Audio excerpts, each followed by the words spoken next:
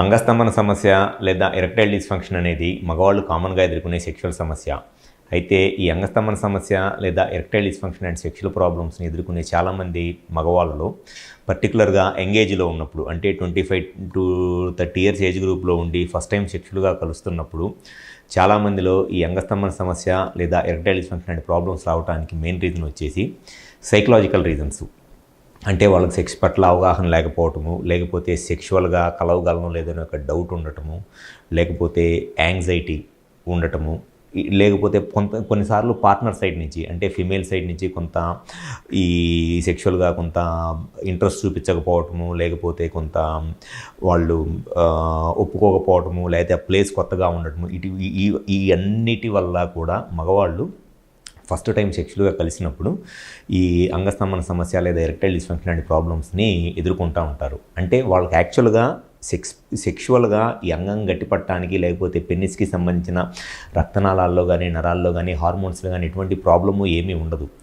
Just వాళ్ళకి ఆ sex పట్ల అవగాహన లేకపోవటము, యాంగ్జైటీ వల్ల, లేకపోతే పార్ట్నర్ సైడ్ నుంచి కొంత కోఆపరేషన్ లేకపోవటం వల్ల, ప్లేస్ నచ్చకపోవటం వల్ల, వీటి వల్లే ఈ అంగస్తంభన సమస్యతో బాధపడుతూ ఉంటారు. సో ఈ సెక్షువల్గా ఈ ఫస్ట్ టైం కలిసే వాళ్ళలో ఈ ప్రాబ్లమ్ ఏ విధంగా ఉంటుంది అండ్ దాన్ని వాళ్ళు ఏ విధంగా ఓవర్కమ్ చేయగలరు అనేది ఈ వీడియోలో డీటెయిల్గా చెప్తాను. స్టార్టింగ్లో ఎవరికైనా సరే సెక్షువల్గా కలుద్దాం అనుకున్నప్పుడు కామన్గా ఉండే ఒక ప్రాబ్లం, సైకలాజికల్ ప్రాబ్లం ఏమిటి అనంటే పర్ఫార్మెన్స్ యాంగ్జైటీ అంటారు. అంటే ఫస్ట్ టైము సెక్షువల్గా కలిసే వాళ్ళలో చాలామందిలో ఈ పర్ఫార్మెన్స్ యాంగ్జైటీ ఉంటుంది. పర్ఫార్మెన్స్ యాంగ్జైటీ అనంటే నేను సెక్షువల్గా ఫస్ట్ టైం కలుస్తున్నాను అండ్ నేను సెక్స్ చేసి పార్ట్నర్ని సాటిస్ఫై చేయాలి.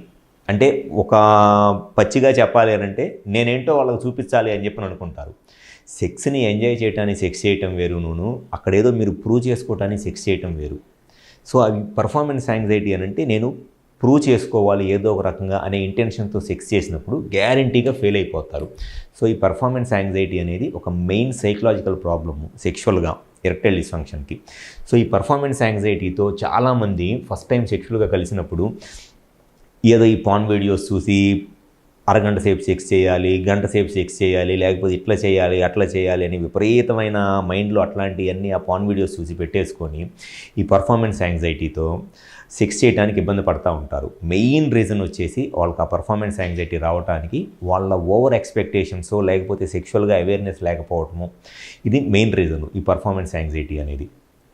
అండ్ ఈ పర్ఫార్మెన్స్ యాంగ్జైటీకి ఇంకొక రీజన్ ఏంటి అనంటే, ఇది ఎక్కువగా ఈ పర్ఫార్మెన్స్ యాంగ్జైటీ అనేది ఎవరిలో ఉంటుంది అనంటే మ్యారేజ్కి ముందు గర్ల్ ఫ్రెండ్స్తో ఎవరన్నా సెక్షువల్గా కలిసినప్పుడు, లేకపోతే మ్యారేజ్కి ముందు కానీ, లేదా మ్యారేజ్ అయిన స్టార్టింగ్లో ఫస్ట్ టైం సెక్షువల్గా కలిసినప్పుడు బిగినర్స్లో ఉండే ప్రాబ్లం ఇది పర్ఫార్మెన్స్ యాంగ్జైటీ అనంటే. లిటరల్గా చెప్పాలంటే ఇది బిగినర్స్లో, అది మ్యారేజ్ అవనివ్వండి, మ్యారేజ్ అవ్వకపోనివ్వండి, బిగినర్స్లో ఉండే ప్రాబ్లము. అండ్ పార్ట్నర్ సైడ్ నుంచి కొంత కోఆపరేషన్ లేకపోవటము, వాళ్ళ సైడ్ నుంచి కొంత వెజైనా టైట్గా ఉండి ఇన్సర్ట్ చేయడానికి ట్రై చేస్తుంటే కొంత పెయిన్ వల్ల వాళ్ళు కోఆపరేట్ చేయలేకపోవడం వల్ల కూడా ఈ పర్ఫార్మెన్స్ యాంగ్జైటీ అనేది స్లోగా వచ్చేస్తుంది మగవాళ్ళలో. సో ఇది ఒక first and main reason performance anxiety అనేది. అండ్ సెకండ్ రీజన్ వచ్చేసి ఫియర్ ఆఫ్ ఫెయిల్యూర్. అంటే అంతకుముందు 1 లేదా 2 సార్లు సెక్షువల్గా ట్రై చేసి ఆ సెక్షువల్గా ట్రై చేసిన తర్వాత ఫెయిల్ అయిపోయారనుకోండి, వాళ్ళకి తెలియకుండానే భయం వచ్చేస్తుంది.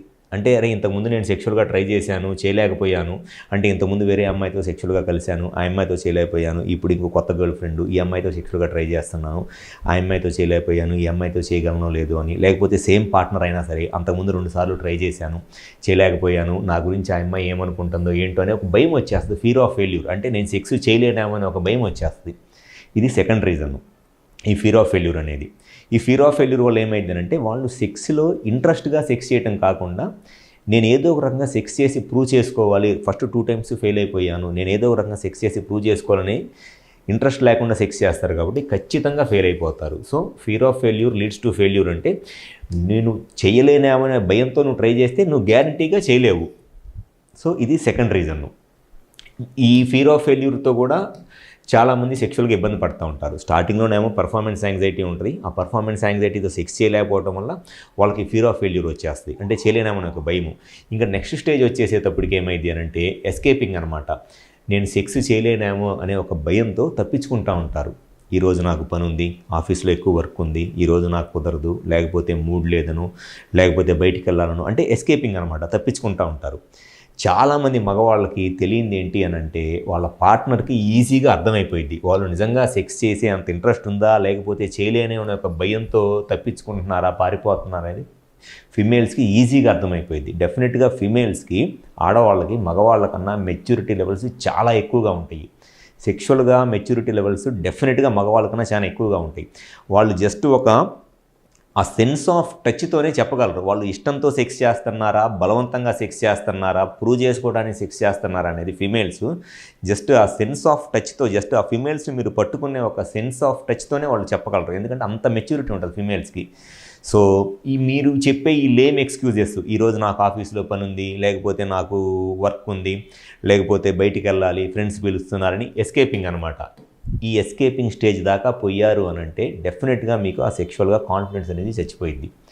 సో ఎవరైనా సరే సెక్షువల్గా స్టార్టింగ్లో ఏదైనా ఇబ్బంది ఉంటే ఫస్ట్ దానికి కరెక్ట్గా రీజన్ ఏంటి, లేకపోతే జస్ట్ అన్నీ బాగానే ఉన్నా జస్ట్ మీకు ఏదైనా కొంత ఈ సైకలాజికల్గా కొంత యాంగ్జైటీ ఉండటం వల్ల, లేకపోతే ఆ ప్లేస్ నచ్చకపోవడం వల్ల, మైనర్ హార్మోన్ ఇష్యూస్ వల్ల ఈ ప్రాబ్లం ఏదైనా ఉంటే దాన్ని ఈజీగా రెక్టిఫై చేసుకొని ఫస్ట్ 1 or 2 times కనుక సెక్షువల్గా కలవగలిగితే మీకు ఆ కాన్ఫిడెన్స్ వస్తే ఎటువంటి ఇబ్బంది రాదు. కానీ చాలామంది చేసే మిస్టేక్ ఏంటి అని అంటే ఫస్ట్ టైం యాంగ్జైటీ ఉంటుంది, దాన్ని ఓవర్కమ్ చేయలేక సెక్షువల్గా ఫెయిల్ అయిపోతారు. అట్లా 2-3 times ఫెయిల్ అయిపోయిన తర్వాత తెలియకుండానే వాళ్ళకి చేయలేమనే ఒక భయం వచ్చేస్తుంది, ఫియర్ ఆఫ్ ఫెయిల్యూర్ వచ్చేస్తుంది. దాన్ని నెక్స్ట్ స్టేజ్ వచ్చేసి ఈ చేయలేమనే ఒక భయంతో ఎస్కేపింగ్ అనమాట. సో సెక్షువల్గా స్టార్టింగ్లోనే ఇబ్బంది ఉంటే దాన్ని ఎంత తొందరగా చూపించుకొని ఆ ప్రాబ్లంకి కరెక్ట్గా సొల్యూషన్ తీసుకొని సెక్షువల్గా ఒకసారి కనుక మీరు పర్ఫామ్ చేసి మీ సెక్షువల్ లైఫ్ని ఎంజాయ్ చేయడం స్టార్ట్ చేస్తే ఫ్యూచర్లో ఎటువంటి ప్రాబ్లమ్స్ రావు. మాకు విజయవాడ, వైజాగ్, రాజమండ్రి, నెల్లూరు మరియు కర్నూలులో బ్రాంచెస్ ఉన్నాయి. మీకు ఎటువంటి సెక్షువల్ ప్రాబ్లం ఉన్నా జస్ట్ ఒకసారి మా హాస్పిటల్ నెంబర్ కాల్ చేసి అపాయింట్మెంట్ తీసుకుని వచ్చి కన్సల్ట్ అవ్వండి. ఎటువంటి సెక్షువల్ ప్రాబ్లం ఉన్నా 100% మీ ప్రాబ్లమ్ సొల్యూషన్ చెప్పడం అనేది జరుగుతుంది. Thank you.